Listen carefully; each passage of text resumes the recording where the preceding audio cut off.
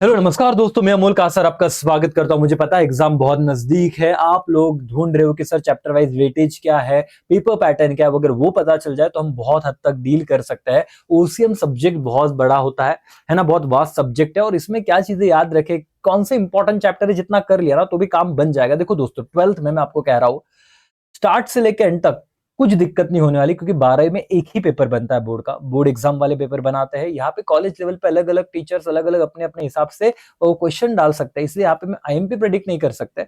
हम नहीं कर सकते प्रेडिक्ट, बट बोर्ड एग्जाम में तो यार जो हम कहेंगे वही आएगा, तो उसका टेंशन मतलब। अभी 12th में जाने से पहले 11th का जो ओसीएम सब्जेक्ट है हमारा, इसका वेटेज देख लेते हैं कि क्या किस तरीके से दोस्तों आपको वेटेज दिया है। मैं कह रहा हूं ध्यान से देखिए। आप लोग अगर ओसीएम का चैप्टर नंबर 4 और 5, सबसे बड़े ही चैप्टर ये है, ये कर लो तो 33 मार्क्स हो जाते हैं। चैप्टर नंबर 2 ट्रेड का अपना 21 मार्क का वेटेज है। Chapter number 1 introduction to commerce and business easy वाला है, 15 मार्क्स का वेटेज है। तो मेरे भाई और बहनों, विथ ऑप्शन अगर बात करो और विदाउट ऑप्शन भी बात करो तो इतना तो तुम्हें दिखेगा ही। 23 प्लस 15 प्लस 40, तो 80 मार्क के पेपर में करीब करीब आप देखो 50 मार्क, 48 मार्क्स तो आपके ये 3-4 चैप्टर से ही हो रहे हैं। तो सीक्वेंस में अगर आप पढ़ लोगे ना, पहले अगर आपने ये चैप्टर कर लिया, कौन सा दोस्तों, तो 4th 5th 1st 2nd, तो आप लोग अगर विथ ऑप्शन की बात करोगे तो आप देखिए 30 60 60 70 मार्क्स के करीब, मतलब 60 to 70 मार्क्स आपके इन 3-4 चैप्टर से कवर हो रहे हैं। तो पूरे ओसीएम के पीछे पढ़ना है भाई, कीजिए, लेकिन पहले ये 2-3-4 चैप्टर अच्छे से करो। कोई दिक्कत नहीं है। बिजनेस इन्वायरमेंट है, उसके बाद इंट्रोडक्शन टू मैनेजमेंट है, ये कुछ इसमें से ना बेसिक बेसिक सवाल कर लेने हैं। बट अभी 11th के बेसिस पे को आपको पास होना है। सिर्फ आपको चाहिए कि सर कुछ इतने मार्क्स मिल जाए। स्क्रीनशॉट खींच लो सारे बच्चे, चैप्टर वाइज ये स्क्रीनशॉट खींच लो। मेन प्रायोरिटी पे 1 2 3 4 इतने चैप्टर कर लोगे, पूरा पेपर आपको लिखता आएगा। 70 मार्क्स का पेपर बन रहा है, 60 to 70 मार्क्स विद ऑप्शन, काम बन जाएगा। पेपर पैटर्न देख लो क्विकली, आपके पास वक्त कम है मुझे पता है। ऑब्जेक्टिव्स में सबकी कहानी भाई एकदम बेस्ट होने वाली है, 20 में से 20 मार्क्स आपको मिलने वाले हैं करके। उसके बाद दोस्तों केस स्टडी बेस्ड क्वेश्चन, ये शांति से बहुत अच्छे तरीके से कीजिए। टेक्स्ट बुक के नीचे के ही सवाल आते हैं। अपने अमोल कासा एकेसी ऐप को डाउनलोड कर लीजिएगा, आईफोन पे भी है, आईओएस वालों को प्ले स्टोर पे भी अमोल कासा नाम डालिए, यहाँ पे आपको पीडीएफ मिल जाएंगे। ये पीडीएफ कैसे वो भी बताता हूं मैं आपको, आइए यहाँ पे। दोस्तों इस तरीके से आपको केस स्टडी दिया हुआ है, केस स्टडी के नीचे तुरंत उसके आंसर दिए हैं।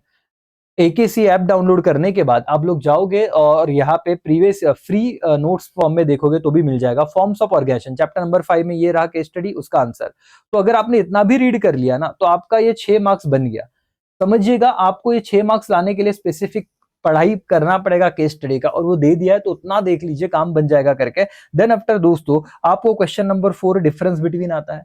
डिफरेंस बिटवीन टेक्स्ट बुक के नीचे दिया गया वहीं से आते हैं, और जो मैंने चैप्टर के 3 लिखने होते हैं, ये जो है ना 4 मार्क्स का एक 3 सवाल लिखने होते हैं, 12 मार्क्स हो जाते हैं। लॉन्ग आंसर्स दोस्तों चैप्टर 4 और 5 जो हमने देखा है, यही में से आपको लॉन्ग आंसर बनने वाला है। तो बिंदास ये 2 चैप्टर के ही बड़े क्वेश्चन कीजिए, बाकी हर एक चैप्टर की करने की जरूरत नहीं है। क्वेश्चन नंबर 8 भी हो जाएगा। फिर जो बचते हैं सवाल दोस्तों, आपके आंसर इन ब्रीफ, जस्टिफाई और आंसर द फॉलोइंग, 4-4 मार्क्स के सवाल होते हैं। यहाँ पे 5 मार्क्स का है क्वेश्चन नंबर 7 में। बट जितने मैंने कहा है चैप्टर 1 to 4 में से आपको यहाँ पे चीजें मिलने वाली है। तो पहले 4 चैप्टर अच्छे से कर लो, 4-5 चैप्टर, आप लोगों का बहुत हद तक टेंशन खत्म हो जाएगा। मतलब 4-5 तो करना है, 1st 2nd यही से आपको मैक्सिमम चीजें यहाँ पे देखने को मिलेंगी। तो और डिफाइंड टर्म 2-2 मार्क्स का होता है, तो यहाँ पे अपने हिसाब से आप 2-2 3-3 4-4 पॉइंट लिख सकते हो, जितना आपने कॉमन पढ़ा है। कोई रट्टा मारने की जरूरत नहीं। और 11 वालों को एक सिंपल एडवाइस है मेरा बॉस, अब इस मोमेंट पे आप मुझे देख रहे हो, आपको पेपर पैटर्न चाहिए था, मैंने वो पेपर पैटर्न तो दे दिया, ये देख लीजिए। बट एकदम मेरी सिंपल एडवाइस सुन लेना कि 11th कॉमर्स के जो पेपर है बेटा, कुछ सीरियसली वो चेक होते नहीं है। मैं आपको ऐसे समझो यार, मोटिवेट करने के लिए नहीं बोल रहा हूँ, ये फैक्ट है। आपके 3 घंटे की मेहनत वो 5 मिनट में पेपर चेक कर देते हैं। बहुत बार तो बहुत सारे कॉलेजेस में टीचर खुद चेक भी नहीं करते, किसी और को पेपर दे देते, बोले चेक करके दो, हमको रिजल्ट देना है टाइम पे, बच्चों को 12 में भेजना है। तो 11th में इतना टेंशन नहीं है।